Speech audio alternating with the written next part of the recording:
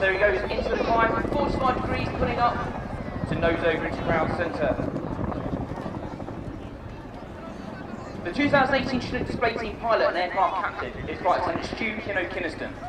Kinno is the 27th Squadron operational pilot and training captain. He joined the Air Force in 2007 and was posted to fly Chinooks in 2011. Since arriving on the course, he's played a part in exercises and operations around the globe, including the Falkland Islands, to Afghanistan, amassing 1,300 hours on time. The aircraft now runs out to the left as you watch the display.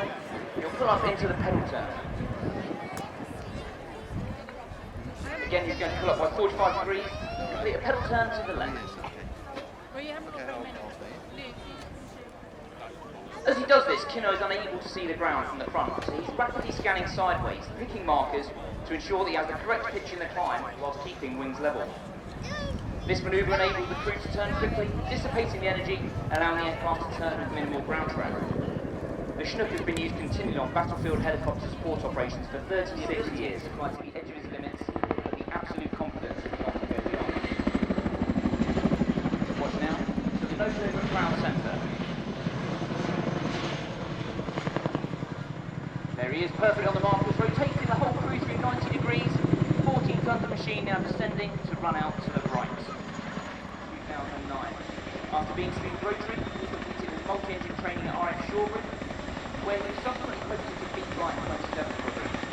During his time at Odeon, Ando's amassed nearly 1,000 hours on site, and has deployed overseas with 27th Squadron to many areas of the world, including Afghanistan, Jordan and the United States. Ando recently supported operations in the Caribbean, where he contributed to the UK provision of aid to the region in the wake of Hurricane Irma and Maria. As you see Ando on the map, give him a big wave and don't forget to post your big iChan photos to show your support. If we're getting this right, we've got the world's slowest Mexican wave from left to right down the prow line waving back at him.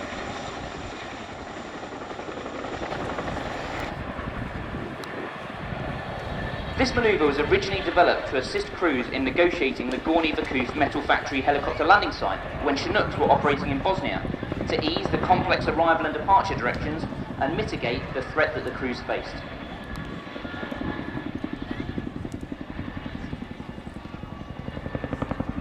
You can now see the nose dive away, and the crew descended to the 315 degree spiral descent.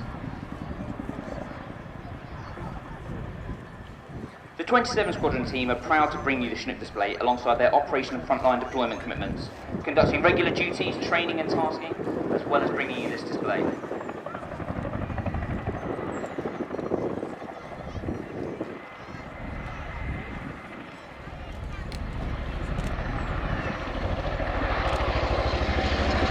As the crew break away from the crowd, they're going to run out to the left to complete a wider wing over, position for the aircraft for a running landing onto the rear two wheel.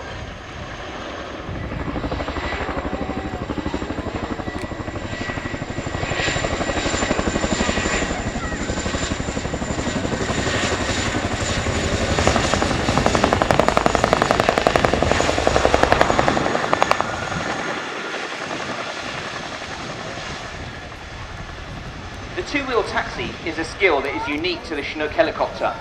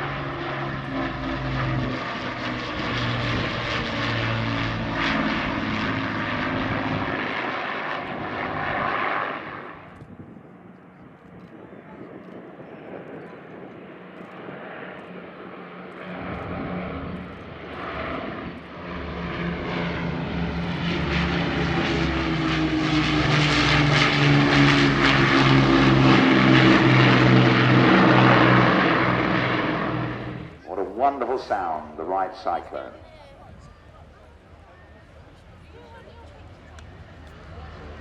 Quite a tail high attitude on the takeoff there, very interesting.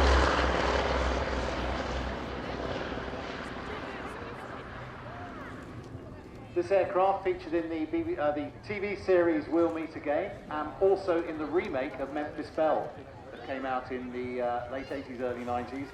But if you get a chance, look up the original Memphis Belle, made by William Wyler, which actually shows real combat footage of the guys that flew these. And the one thing that strikes you was how young those young men were, going out day after day, night after night, and flying those missions.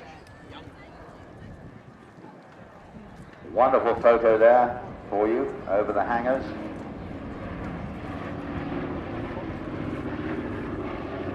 Yes, the age was extraordinary. As I said to you, not one 25 mission group, but two. US. At one point, it had a man-carrying pod on the starboard wingtip. Also had an infrared tracking device, but they've got no references available of what it actually did, because I think it was all a bit secret squirrel.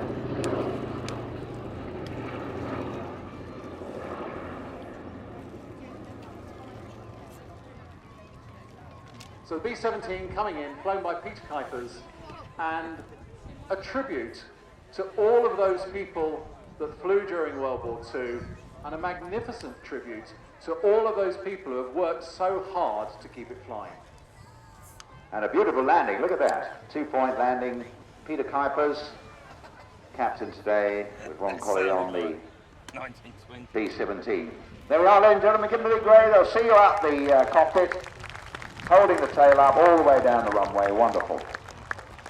Great piece of flying. There we are, another piece. The lead aircraft is being flown by Rolf Moon, who's ex-military, used to fly the F-5 in the Norwegian Air Force, and he went on to become an airline pilot, and he's now retired, enjoying himself or gardening or something like retired people do.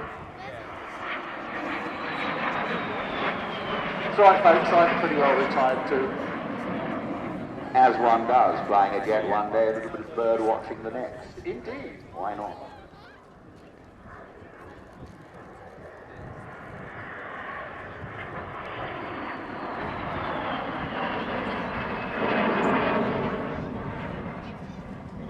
Now, unusually for a frontline jet fighter aircraft, the fuselage of the Vampire is made of wood, using the technology they sort of developed originally for the Albatross airliner and then used subsequently on the de Havilland Mosquito. It is a plywood and balsa wood sandwich, and so we made it very easy to repair. That's then covered in fabric, so it's not often you see a wooden jet. They also, later on when they made the Venom, they had to invent all sorts of new glues for bonding the metal pieces to the plywood, and that's where things such as aeroducts, the glues that we still use, came from. Things a whole new meaning to bondage, doesn't it? The 58 billion pounds of thrust or whatever they have on a Typhoon is next to nothing. There we are, a little back-to-back. Victory rolls, why not?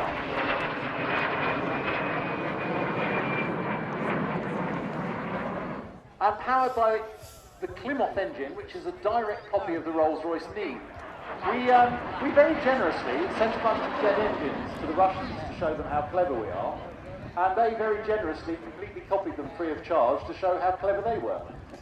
So it was actually powered by a Russian-built version of the Rolls-Royce Nene engine. Yep, at over 1,000 miles range, 50,000 feet plus service ceiling, with a rate of climb of nearly 12,000 feet a minute. Now, where was MiG Alley and Sea Furies? That in Korea. Was in Korea, yes. Of course, Allied pilots first coming up against them in Korea, where the North Korean aircraft were basically Russian and being flown by Russian pilots and some Chinese. The aircraft was manufactured for many, many years in most Soviet bloc countries. A lot were built in Poland, all over the place. Yes, and as we said, a total of about 18,000 built. But the prototype first flew in December 1947. and was actually series produced in the USSR between 49 and 59, when they built about 13,000 of those.